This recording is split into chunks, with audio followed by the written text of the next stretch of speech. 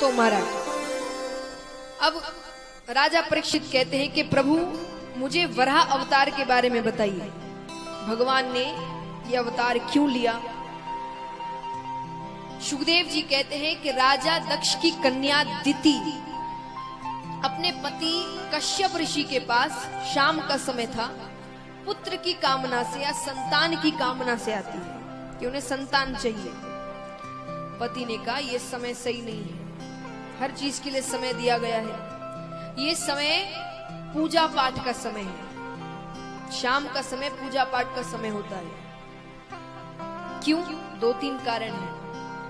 पहला कारण, हमारे हिंदू समाज में इस समय को जो शाम का समय होता है 5:30-6 बजे का समय, इसको हिंदू समाज में गोधूली बेला कहते हैं। क्या कहते हैं? मतलब ये तब बनाया गया था जब श्री कृष्ण गैया चराते थे। इस समय वो गैया चराकर घर लौटते थे, तो गैयाओं के पांव से जो धूली उड़ती थी उस समय को मान लिया गया था गोधूली बेला। अब वो घर लौटते थे तो घर लौटते यशोदा मैया उनका लाड़ चाव करती थी, उनको भोजन खिलाती थी। हम भी आरती करते जब शाम की भगवान को भोग लगाते हैं, तो इस समय माना जाता है कि भगवान जो घर में लड्डू गोपाल को रखते हैं कि भगवान घर लौट रहे हैं काम से अपने, तो घर लौटेंगे तो आपका काम है आप उनका लाड़ चाव करें, उनको भोग लगाएं। तो पहला कारण है इस समय पूजा पाठ करना चाहिए। दूसरा, इसी समय महादेव जी और पार्वती माता पृथ्वी की परिक्रमा करने निकलते हैं रोजाना। इस समय इसीलिए माना जाता है घर में पूजा पाठ का माहौल होना चाहिए, या इस समय पूजा जरूर होनी चाहिए घर में। तो पति ने कहा ये समय पूजा पाठ का है, इस कार्य के लिए ये समय उचित नहीं है। पत्नी ने बहुत जिद करी तो बिना मन से उन्होंने उनकी इच्छा की पूर्ति कर दी। स्नान करके फिर से पूजा पाठ में लग जाते हैं। पत्नी ने सोचा पति नाराज हो गए, वो जाकर कहती है कि आप नाराज क्यों हो रहे, मैंने जो किया आपके लिए किया, आपके संतान होगी, आपका वंश आगे बढ़ेगा, आप जैसा तेजस्वी पुत्र होगा आपके। उन्होंने कहा गलत समय में किया हुआ कार्य गलत परिणाम देता है। देखिए, जो भगवान की बातों को सच मानते हैं, कई बार ऐसा होता है बच्चे कुछ ऐसी हरकतें करते हैं जो हमें समझ ही नहीं आती, कि हमने ऐसे संस्कार दिए नहीं, घर में ऐसा माहौल नहीं है, फिर भी उनमें कुछ गलत आदतें लग जाती हैं। वो समय का होता है। इस समय उन्होंने कहा कि हमने गलत समय में कार्य किया है तो उसका गलत परिणाम हमें मिलेगा। कैसा परिणाम? बच्चे होंगे, 1 नहीं 2 होंगे, जुड़वा बच्चे होंगे, लेकिन महादुष्ट होंगे वो। और दुष्ट भी मतलब कोई बदमाशों वाले नहीं, राक्षस होंगे वो। बड़े बड़े राक्षसों में उनका नाम लिया जाएगा। और वो 2 पुत्र थे, हिरणाक्ष और हिरण्यकश्यप। ये कौन सी माता चाहेगी उनके बच्चे ऐसे हो? खूब रोने लग जाती है, मैंने ऐसी कोई गलत भावना से कार्य नहीं किया था, मैं सिर्फ अपने संतान चाहती थी। रोने लगती है, प्रायश्चित करती है। तब उन्होंने कहा अब इसको तो नहीं टाल सकते, पर क्योंकि तुमने अपनी गलती मानी है तो तुम्हारे जो पौत्र होगा वो भगवान का परम लाडला होगा। वो छोटा सा बालक होगा लेकिन बड़े बड़े भक्तों में उसका नाम लिया जाएगा। और वो कौन थे? भक्त प्रहलाद। उनके पौत्र भक्त प्रहलाद बनते हैं। तो महाराज, अब राक्षसों को पैदा करना है, आसान कार्य तो नहीं है। अब एक बच्चा अगर जन्म लेता है कितना समय लगता है, कितने महीने तक एक माता गर्भ धारण करती है? 9 महीने। दिति ने 100 वर्षों तक गर्भ धारण किया। 100 वर्ष। 100 वर्षों बाद 2 विचित्र पुत्र पैदा होते हैं। विचित्र कैसे?